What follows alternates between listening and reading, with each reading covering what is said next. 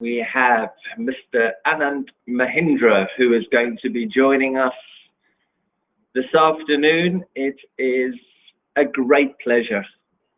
Hi, Kevin. Can you hear me? I can hear you perfectly well. What an absolute pleasure to have you on the show. It's called Legends. And you certainly are a legend, and we're looking to understand from you how we can potentially shape tomorrow's future for India. And how are you? I'm well, and I'm not sure you and I can solve India's future, just the two of us, but we'll give it a shot, Kevin. That's exactly right. We can at least give it a shot.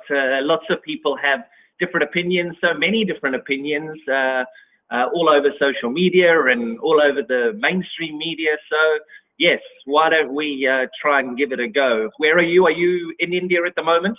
I'm in India, in Mumbai, at my home. I'm locked down. I am told I belong, due to my age, to the endangered species, so I'm not going anywhere out of the house.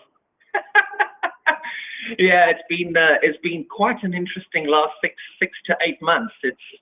It's globally hit all economies. It's hit certain age groups, as you have identified. It's not a fun place to be, is it? No, it's not. But you know, the world has been through stuff like this before, and I think people who are young see it as a challenge which is almost unprecedented. But if you really look at the history of the world, this is not something that is unprecedented, starting back with the original Spanish flu and, of course, world wars and so on. So maybe by virtue of my age, I am entitled to feel a little optimistic that we'll get past this as well. Yeah, absolutely. And doing everything that you've done and being as dedicated to brightening the future and for the career path that you have followed, which we're going to talk about in a little bit, you certainly deserve to occasionally sit down and rest on your laurels and enjoy home life, because it can be very busy. Business is busy. I know it sounds a little overindulgent to say that this gives a chance for reflection and that we can look for silver linings. We have to be aware that in a country like India, that there are a number of people who are underprivileged and who are very, very hard hit by this pandemic. So we should never lose sight of that, Kevin.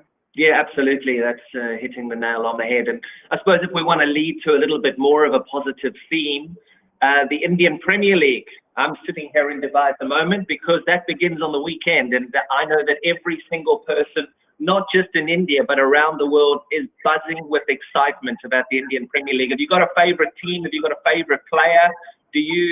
Are you going to be glued to your television for the start on Saturday? I think most of the subcontinent will be, but the question of having a favorite team, that's a rhetorical question, right, Kevin? I mean, you want a league to succeed, you have to be loyal to your city team. So being a Mumbaiker, I'm afraid I am as loyal to the Mumbai Indians as anyone can be. And that's okay. As far as favorite players are concerned, you know, I'm intrigued by Jasprit Bumrah. I think he's such a maverick. His action is so unconventional that he's a delight to watch, because you can laugh at him while he's coming down and find him odd, but then he becomes lethal. So I love the guy. I think he's a real wicket-taking machine. I love him. Yeah, and all reports coming out of the Mumbai Indians camp is that he's fit and raring to go. So they start. It's a humdinger. It's the Mumbai Indians versus Chennai Super Kings on Saturday, and I think I'll be making my way down the road to Abu Dhabi to go and cover that game. So why don't we get going into you, sir? We're here to talk to you. We're here to talk to you about your childhood, your family, your education, the choices, the passion. And I know that you don't give many interviews. You're not really into the interview space now. You have been there, seen it, done it, wore every single T-shirt. But where did it all start? Your childhood. Can you take us back to your childhood? Something that you've not really spoken a lot about. Well, you know, one of the reasons I agreed to do this, quite apart from the fact that it'd be a pleasure to talk to you, is because the audience that is hearing and watching this are young people, and I rarely get a chance to talk to such a focused audience. So yes, I would like to spend some time talking about my childhood, my school, my college. Do you want to start off with any particular question? Well, just take me back to your childhood. Brothers, sisters, mum and dad, how strict? I know you rebelled. You weren't one of these yes men. Were you like that as a child? What sort of separated your way of thinking as a child? Okay, I'll try and sort of encapsulate that as far as I can, the whole childhood into this. But I have two sisters. I'm sort of in between, an elder sister and a younger one, born and bred in Mumbai. And I have to say, especially to the people who are out there who might be watching and of a slightly older cohort and who might even be young parents, that I think it's absolutely critical as a parent to make your child feel that he or she is the best in the world. Now, it's always a kind of tightrope to cross, to walk on rather, that do you make a child feel overconfident sometimes if you make them think they're the cat's whiskers? But I think my parents did a wonderful job of both making me feel I could do anything. I could move mountains. I was the best. Yeah. And yes, they brought me up to understand that failure is inevitable, but it's not insurmountable. And I think that delicate balance is why parenthood is such a fine art. So if I look back really to what is the root, the source code, if you will, of my confidence, of what enables me to stay positive, to keep going, it is that feeling constantly somewhere in my mind that I've got people backing me. Now, if other people, for whatever reason, haven't had that privilege, I would say look for mentors. Look for people who will give you unconditional support, who will make you feel that you can do anything, that you can move mountains. So that was the early stage. I would say I give full credit to them.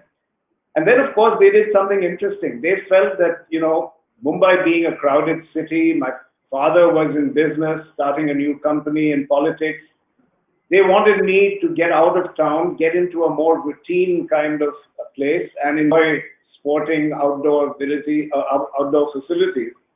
So they sent me to a school down south in a place called Ooty then. Now it's called Udagamandalam, which is a tongue twister.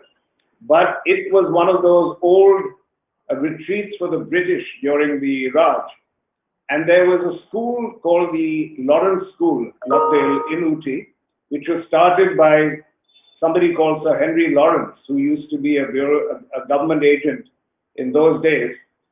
And he actually set up this school for children of the East India Company soldiers. And it was a place, when I looked up some of the history, it was a place which was meant to impart discipline and create obedience. Wow. And it's a martial tradition. So we would get up every morning and march, and then you'd have a very rigid, structured day. So your parents said to you, you were going to a school for sport, and you get down there and you've got to wake up at the crack of dawn and start marching. Start marching practice every morning. You can understand, that didn't really suit my temperament. Now, no. My parents sent me to this school because it was a government-owned school. There were other private boarding schools, but they didn't want me to be mollycoddled amongst rich people, so they sent me here. And it was a place where you had ragging. You're from England and from South Africa, so you know the word ragging or hazing, as they call it. So it was a tough place to be in. And I came to a point, Kevin, where I was about to give up, and I was about to write. How old? How old were you? I was in the 9th grade, so I was 13. I was a year ahead in my class, so that didn't help at that point, being a year younger than everyone. But I remember I was about to try and call my parents, get to a phone to call them, because believe it or not, that school didn't allow you to send letters to your parents without them being read. So the house master had to read your letters. They were like censored, so you were in a cage. Wow. I was about to get a message out to my parents and tell them, get me out of here. And at that very point, my father, bless his soul, who had never written anything in hand, a letter to me, used to have his secretary type it out, for the first time wrote a handwritten note and said, son, we are so proud of you for sticking it out. And I just sat on my bed, shaking my head and said, I can't let this man down. Yeah. So I said, okay, I'm going to stick this out. But, you know, I want this to be worth it. So I said, I'm going to make it worthwhile sticking it out. And I said, my best revenge on being there was to do well. And so I studied my backside off. I was always somewhere in the top 5 or 6 in the class. But what were you studying? This was high school, Kevin, so it was everything. And I was in sciences. I was in the science stream. So I actually ended up in the 11th grade graduating head of class, which was my way of almost saying, all right, if I'm going to have to stick this place out, wow, I'm really going to do this. I'm going to get something out of it. Sure.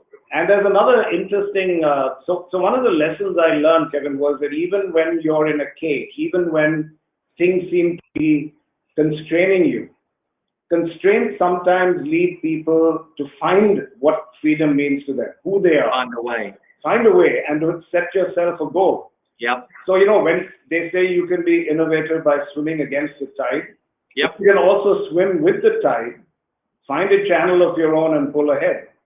So I'll be honest, I was in a sciences stream.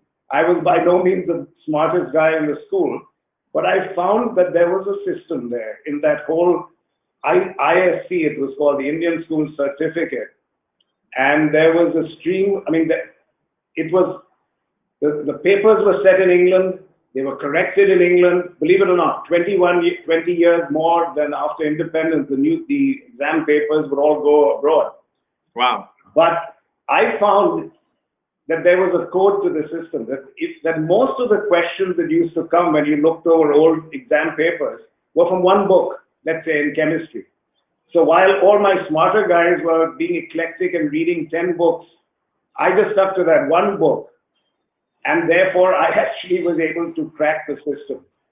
I'm glad I never fooled myself into thinking that I was really smart in engineering and so on. That's another story which we can go on later. But as I said, I'll stop here for a minute to ask you questions, to ask if you have any other questions. Well, I mean, it's fascinating because there's a lot of learners that are on this platform. It's a learning platform, and they'll be going through exactly the same things, and they'll have their trials, they'll have their tribulations. And in previous chats and in previous shows that I've had Yuvraj Singh, and we know what happened to Yuvraj with cancer. We've had A.B. de Villiers, and A.B. de Villiers was crying in a dressing room in Johannesburg, not knowing where his next run was coming from in international cricket. We've had the wonderful captain of Chelsea, John Terry, who's been on here, and he's talked about his trials and tribulations. So everybody's got a story. Everybody has a story from a young age. And it's amazing. It all comes back to family units, how strong a family unit is, the trials that you do have with your parents. And I know Yuvraj had some trials and tribulations. John Terry also had some trials and tribulations. But it's interesting. And what I find fascinating is that mentor piece too, because it's a question that I ask all sportsmen. I had a mentor myself. You need somebody who knows you when you're at your best, so that you can always reference them or go to them, I feel, when you're not at your best, to say, hey, what am I doing here? Am I doing something wrong? How do I get to you? See me when I'm good. Did you ever have that mentor? Did you have somebody at school? Did you have your siblings at school with you when it was tough? Were you able to go to them? No, my younger sister was too young. My elder one went to a boarding school right nearby, but she was 3 years older, and there was very little contact. As I said, we were almost in a cage. Yeah. I remember that there were two teachers in the school. One was the headmaster, and there was another English teacher. Both of them were English teachers. And English was one of my the subjects I was more interested in. And I would keep pushing back when they would try to teach, and rather than take me as some kind of rebel in the class.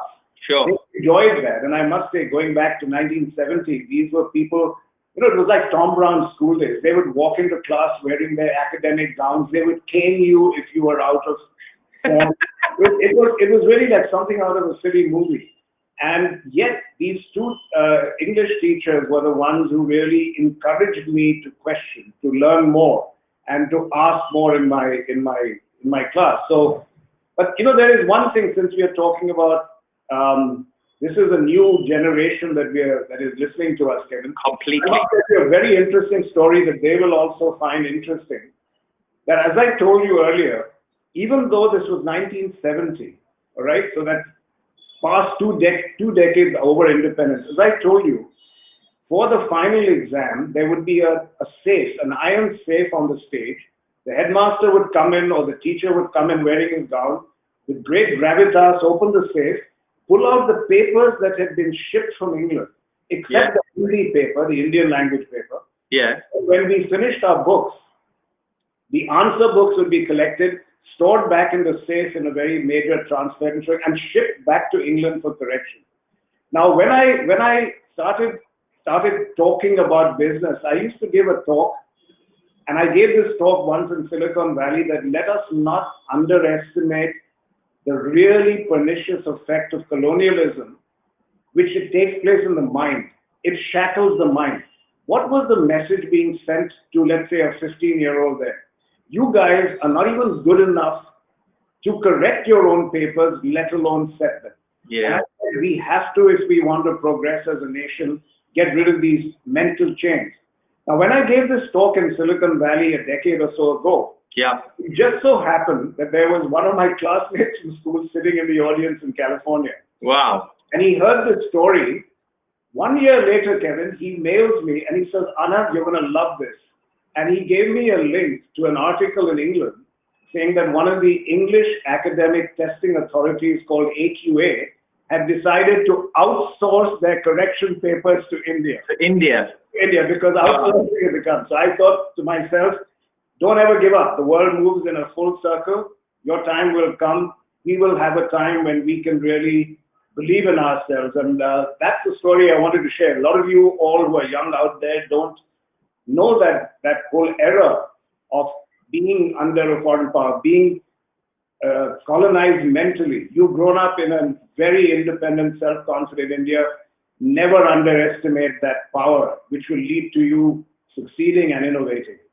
I mean, we do. We live in a strange world at the moment, and the new generation, and it's one of my biggest fears, actually. I've got a little 10-year-old boy and a 4-year-old girl, and the social media world is something that frightens the hell out of me.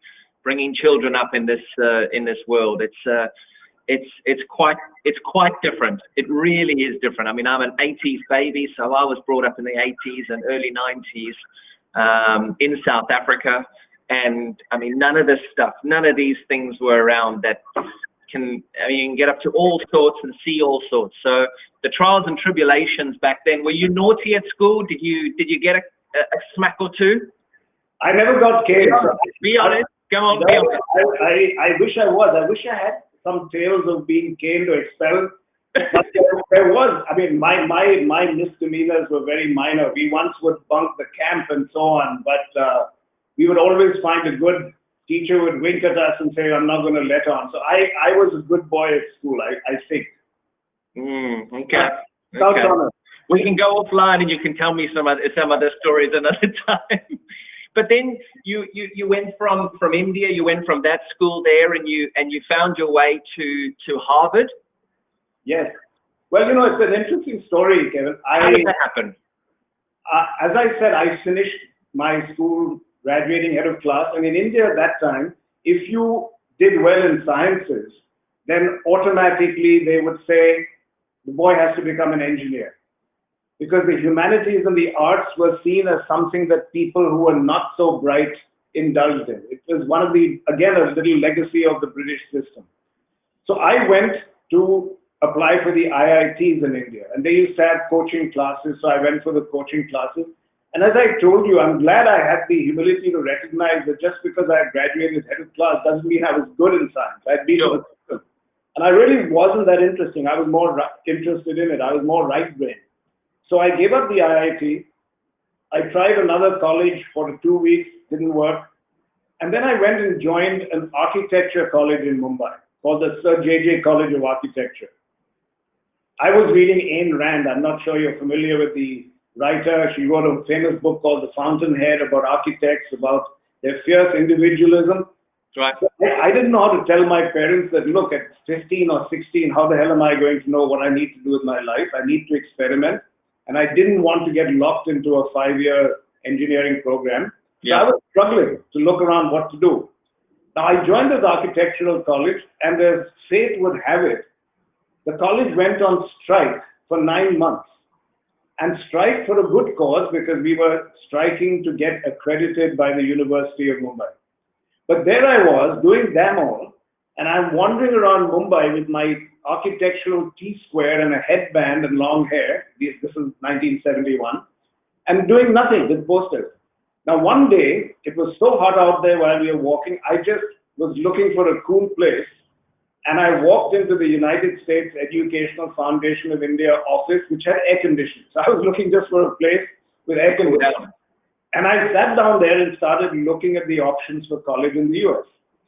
And I started finding architectural colleges in the US. And then I discovered the liberal arts at Harvard, which said that they don't believe that you have to specialize till your graduate studies. You get 4 years to play around. Okay. And I said, my God, that's what I need. So I applied, I got in, and I went there, and I said, I was like a child in a sandbox. I said, I was on full scholarship at that time, because in those days, the Reserve Bank of India didn't give foreign exchange for undergraduate studies. Harvard gave me a full scholarship. Wow. So I was free. I could do anything I want for 4 years. I didn't owe my parents money. I used to work part-time, cleaning bathrooms, so on and so forth. Wow. And then I majored in film. So I actually made a film in my 4 years there. I majored in what they call visual studies. And that film did extremely well. I actually came back to India and made a film on a holy man and on a festival called the Kumbh Mela here. And when it got very high honors back in the US, then I felt a sense of relief. And I realized what I had been doing, Kevin, was that's where my rebellion came in, or my non-conformism. I just hated the idea that if I went into business right away, then no matter what I achieved, at the end of my life, people would say, oh, you were born with a silver spoon in your mouth. So you just inherited all that. You didn't do it, really. Yeah. And I was so keen to do something so different, all by myself, where nobody could say, your daddy helped you. Yeah. And once I had proved that point, and that's what I wanted to share also, Kevin, to people who are listening, that you do need at an early age to do something that tells you what you're worth. Something on your own which makes you feel that no matter what I put my hand to, I'm going to succeed. Yeah. I'm 65 now, Kevin, but even to this day, I will tell you that the real source of my confidence comes not from my track record in business. But I look back and I think of myself wandering in the foothills of the Himalayas, making that movie with no one to help me. And then it did well. That is the real source of your confidence. So all of you who are listening, at your age, before you get into any kind of group, do something which really makes you passionate and prove to yourself that you can do things on your own. It's like climbing a mountain on your own, say, whatever it is. It doesn't have to be academic. But that's one thing I am happy to share with people today. And were you incredibly hardworking and dedicated, or did you just have this God-given talent to be able to just achieve? Well, Kevin, let me make this conversational for a minute. Let me flip it back to you. I was reading about you. My answer is I actually, and it takes me back to me again and being a father. I mean, my son is so much more talented and so many more brilliant than I ever was. He is A's for everything. He represents the county for cricket. He does whatever he needs to do in football, rugby. I was B team, C team, D team, C team. I only really flourished at the age of 18, where I was a late developer. But all the hard work and all the knocks along the way helped me to, when I got to 18, say, right, this is amazing. I got my first contract, my first class contract. And then at 19, 20, I went on. And the better I played, the more confident I got and the more I started to express myself. So it was hard work. Talent for me was, when you say that stuff about Bradman, I look at it now, people say all these things about me and I still don't believe it, even though they are there. Because I know where I was, and it's interesting because you say you know where you were when you had to make decisions for yourself as a 12, 13, 14-year-old.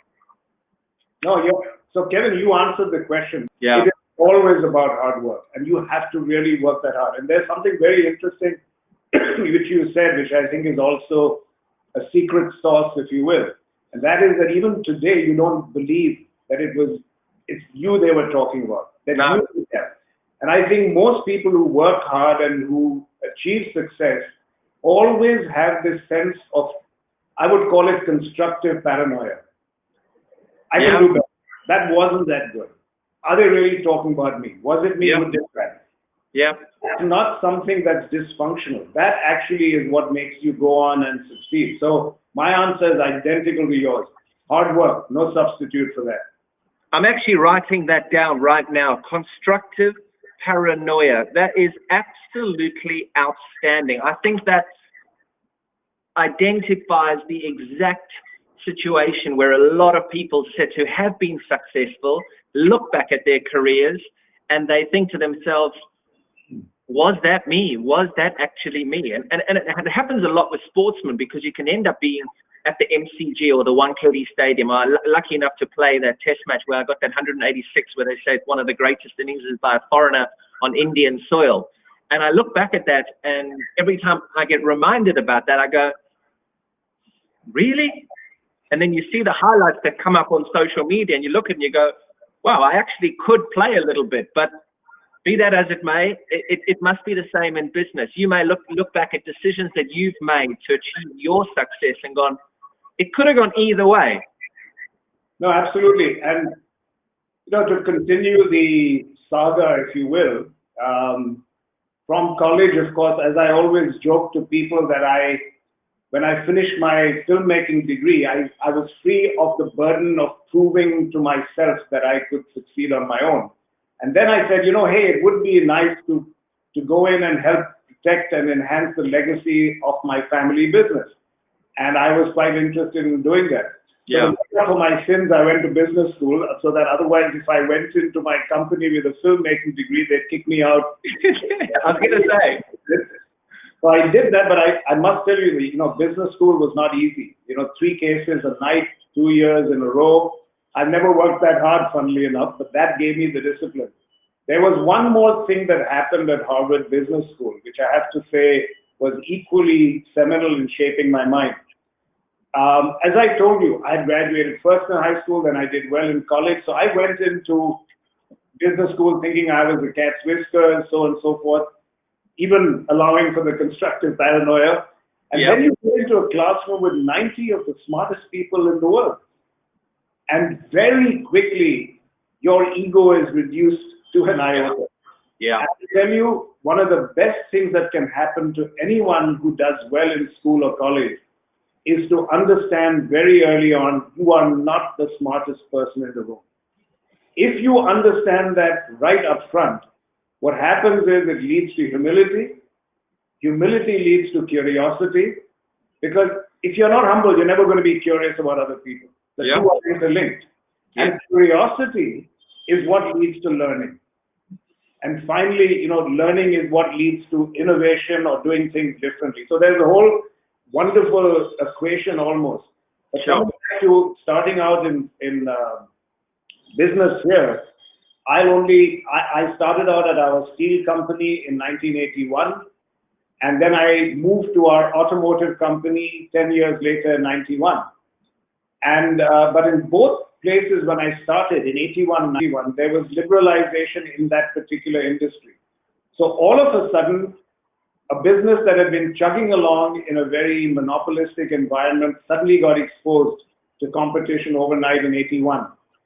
And the performance went down. But there's no better opportunity to start than in a company that's facing challenges. Because of course, they're going to go up and people look for help from you.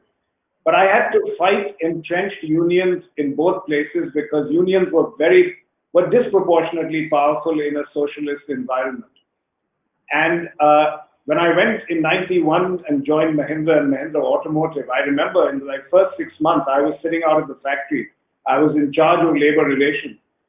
And India had liberalized in 91, Kevin. That's when the then Prime Minister Narasimha Rao opened us up to competition and all businesses were threatened. And so I went out telling the unions there's no more free lunch.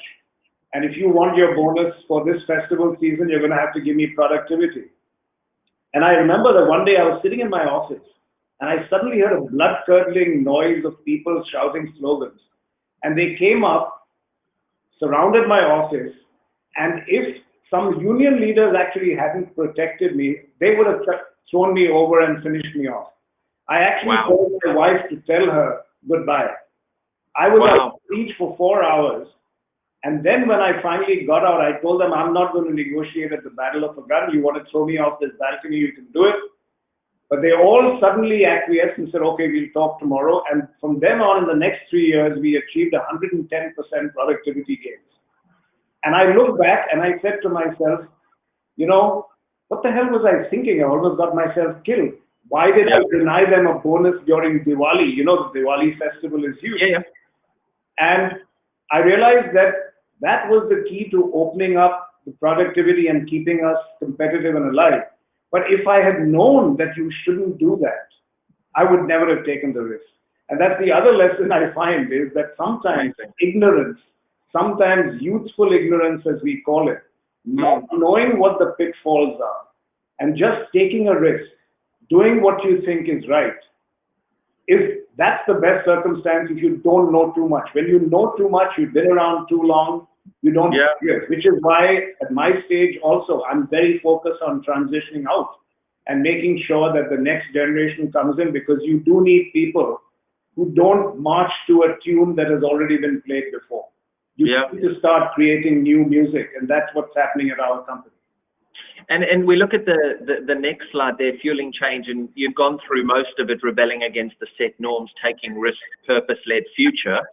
Why, when you were such a rebel and you didn't conform, and your schooling in India was so tough, and you thought, well, to hell with it, I need to get to the top of the class and I need to get myself to where I need to get myself, and then you end up in Harvard. Why did you go back to India? You know, it's very interesting. My father, some of it is personal.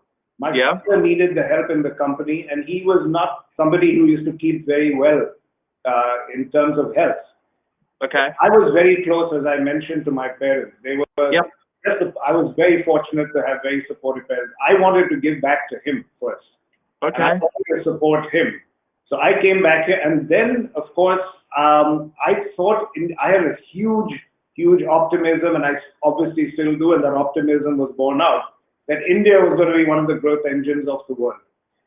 At that time, it sounded like a pipe dream, but I really felt that with what I had learned at business school there, that I could really apply it in India. And serendipitously, when I came, by 91, as you know, things really opened up, and the entire training and how to fight competitively in the marketplace came in handy. So I really came back for personal reasons, if you will, but also because of this enormous belief that India was in fact going to be the land of opportunity. And I mean, you've proved it. Your success has shown that the opportunities presented themselves, you grabbed them and you run with them. And that's also another thing that the learners can understand, that if you get given an opportunity, it's a lifeline. And if you want to make it, it's been talked about for the last, I can't believe it, 40 minutes. It feels like we've only been on the call for a couple of minutes. Driven by innovation, shaping companies to fit the post-pandemic world. You said you are shaping yourself for transition. You are wanting to let others take on, others be leaders, others to make decisions, also other people to question things like you question things. Where do you see, and this is, I mean, you can talk globally here, India, yes, but talk globally as well. Where do you see companies coming out of this COVID situation? You know, one of the things that is very clear to me, Kevin, and I talk about this a lot, wherever I get an opportunity, is that we have to understand that the world is going to be a very different place when we emerge from this pandemic. Now, it's not only because of the pandemic. I think this change had been coming ever since Occupy Wall Street in 2007.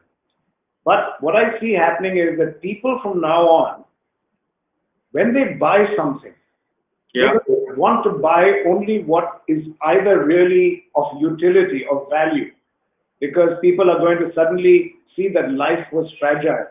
Yeah. Life is going to be interconnected, that we are going to want to be buying from companies that in fact have a commitment to society, that Yeah. communities matter.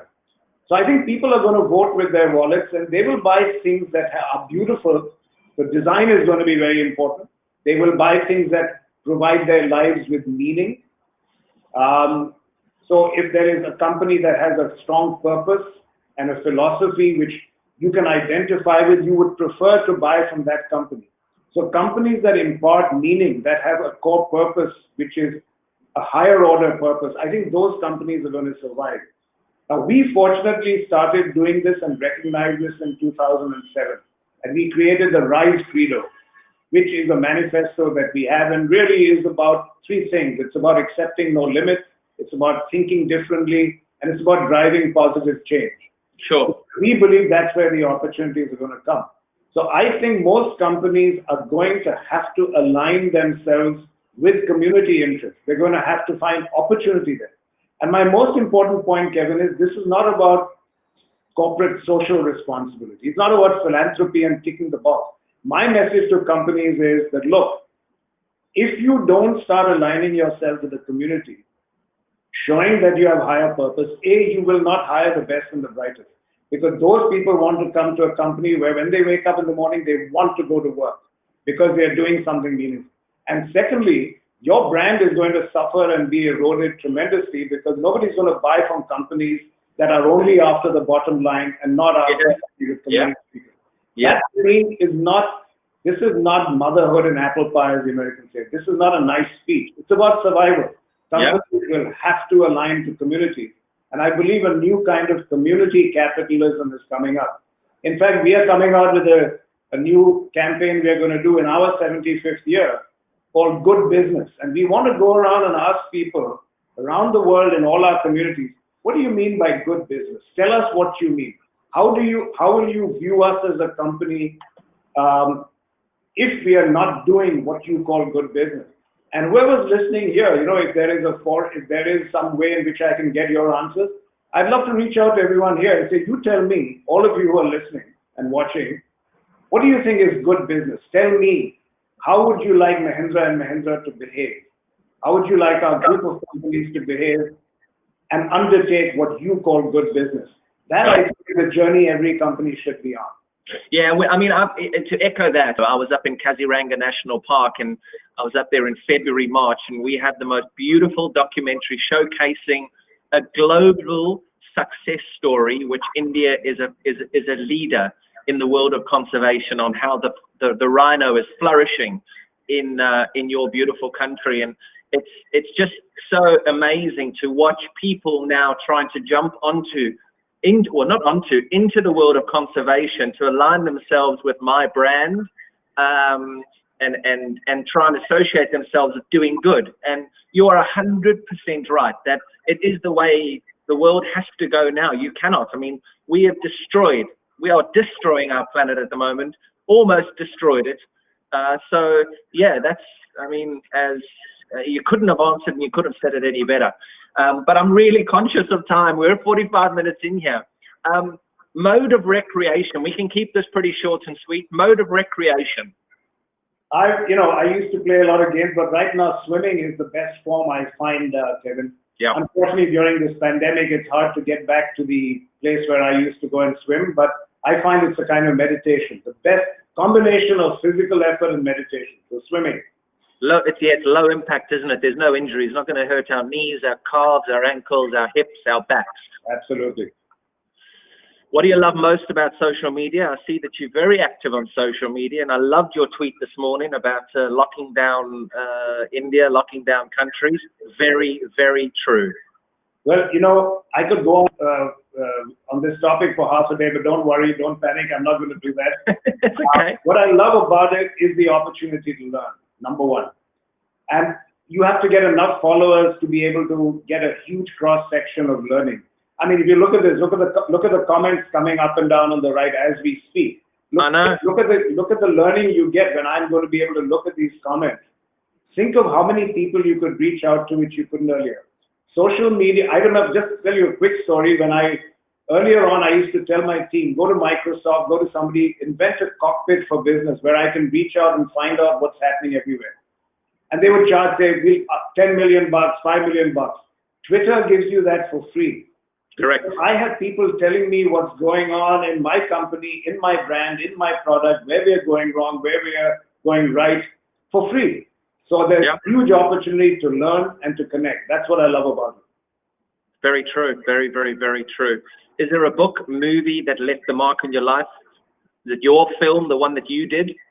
Well, I was a voracious reader, so there were many, many books I read. But let me talk about a film. There was a film by Orson Welles called Citizen Kane, which was a classic. Now, I was a film student, so most people have forgotten all of that. But that was a wonderful film based on a story of a man who went from rags to riches, became a huge tycoon, and when he died, nobody knew who he was. And he kept repeating one word called rosebud. And when they couldn't figure it out, it became the big thing in America. What was that word? And they found it was the name of his childhood sled that he used to sleigh on when he used to go on for snow frolics. So people realize that no matter how big you become, no matter how much you achieve, how rich you become, it is the simple pleasures of life that create happiness. And I remember seeing that as a young person. I've never forgotten that. And I hope it keeps me humble and keeps others humble as well.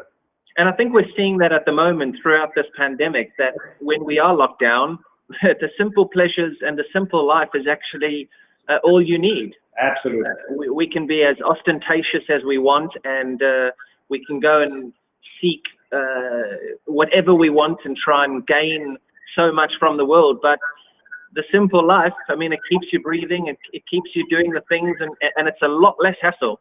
Absolutely. That's an interesting way of putting it, that it actually is less hassle. I like that. I'll write that down, Kevin. It is so much. What is the one big mistake that you see a lot of budding business leaders make? Well, I would focus on this question you've asked on budding business leaders. And I think for budding business leaders, the biggest thing is that not to let early success go to your head. Because the problem is that you can think you're infallible. There are 25-year-olds or 20-year-olds today who are worth $500 million because they've invented an app which is amazing. Yeah.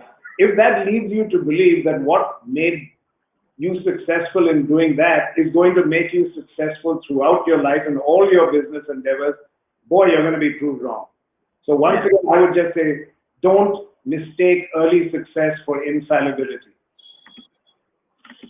So true, so true. It's same in the sporting world as well. You get off to a good start, and they say that you can get bitten on your backside very, very quickly. When you think you're too good, that's when your downfall begins.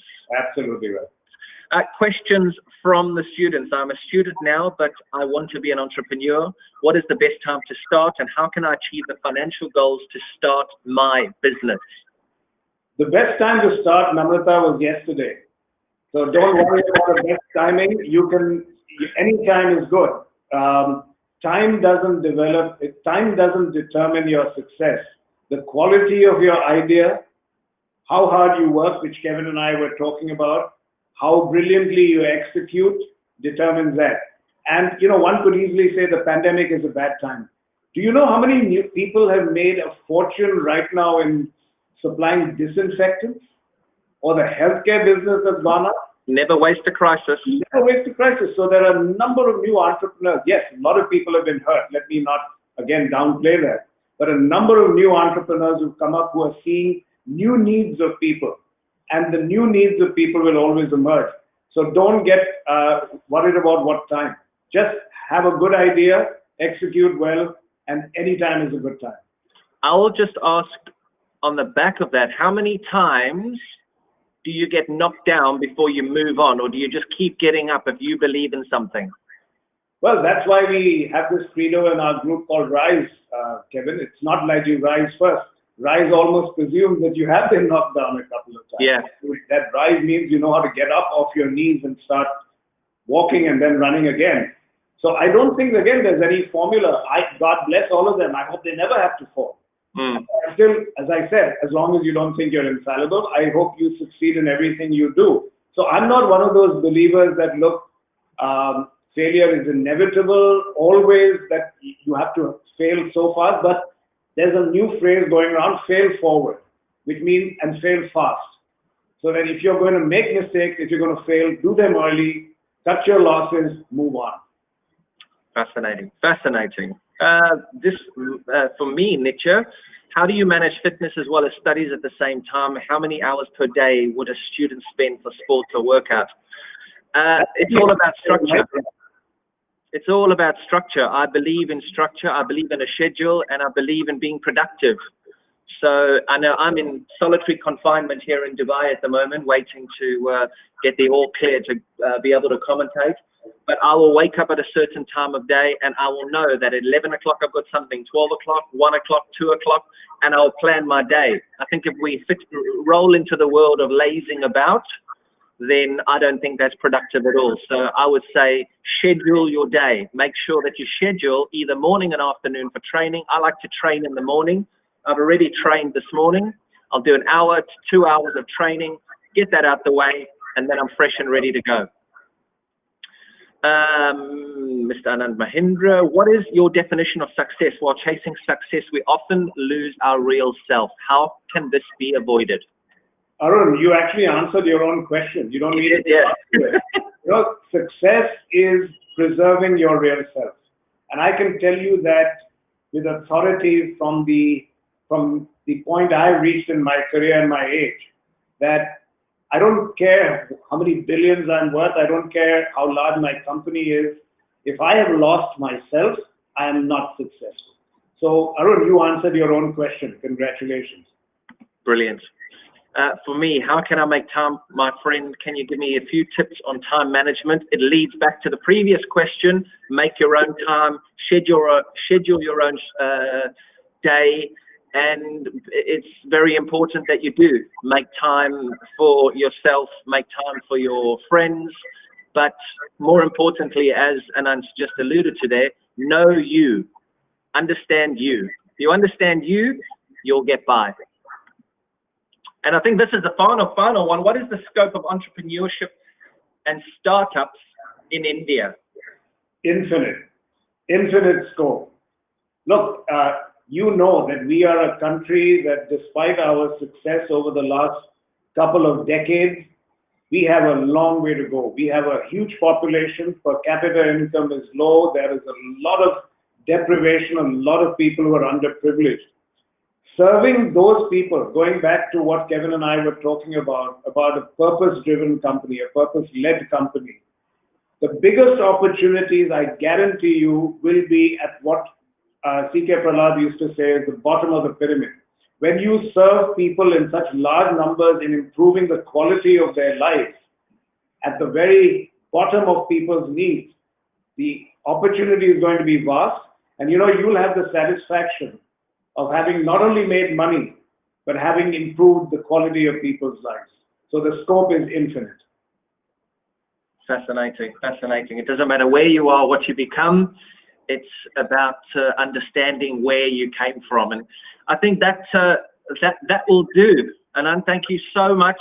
I just thank you for giving me the opportunity to tap into your success, into your brain, understand how you've got to where you've come from. I must say the car you launched the other day is an absolute beauty. So I wish you all the success with that. And keep growing from strength to strength. And when I come to India, be good to catch up. Thank you. That's a wonderful note of mutual admiration to end on. Thanks, Anand. Thank you, guys. Thank you for watching. Bye-bye. Cheers.